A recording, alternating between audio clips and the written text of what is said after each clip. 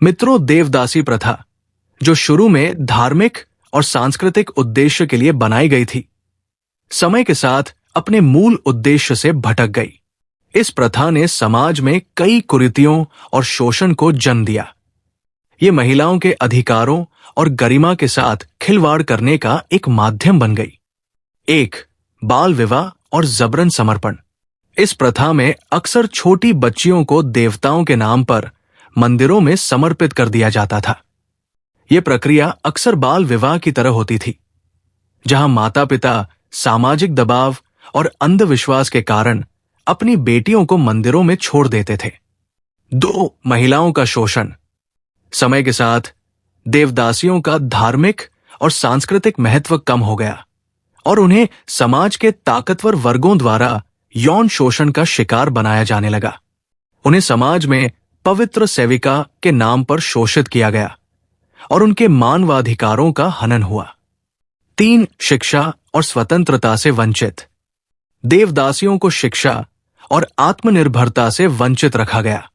उनका पूरा जीवन मंदिरों और धार्मिक गतिविधियों में समर्पित कर दिया गया, जिससे वे सामाजिक, आर्थिक और व्यक्तिगत स्वतंत्रता प्राप्त करने में असमर्थ रही।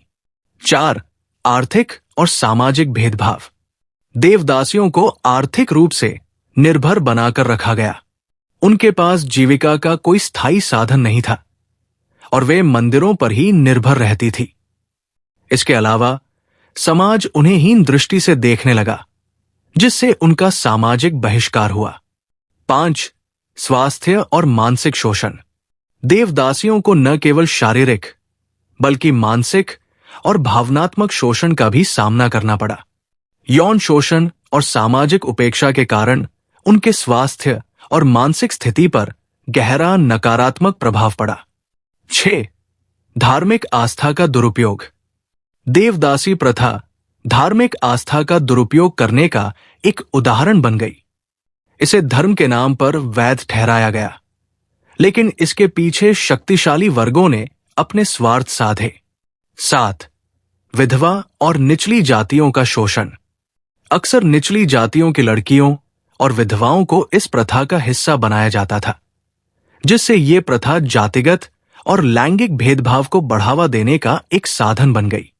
समाप्ति के प्रयास और वर्तमान स्थिति। आज इस प्रथा को कानूनी रूप से खत्म किया जा चुका है, लेकिन भारत के कुछ ग्रामीण इलाकों में ये अभी भी जारी है। सरकार और गैर सरकारी संगठनों द्वारा इस प्रथा के उन्मूलन के लिए शिक्षा और जागरूकता फैलाने के प्रयास किए जा रहे हैं।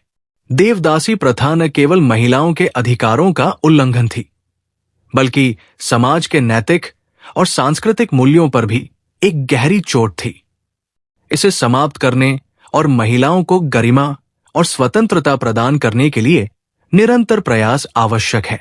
दोस्तों, वीडियो पसंद आई हो तो वीडियो को लाइक, चैनल को सब्सक्राइब करें और कमेंट बॉक्स में जय श्री कृष्ण जरूर लिखें।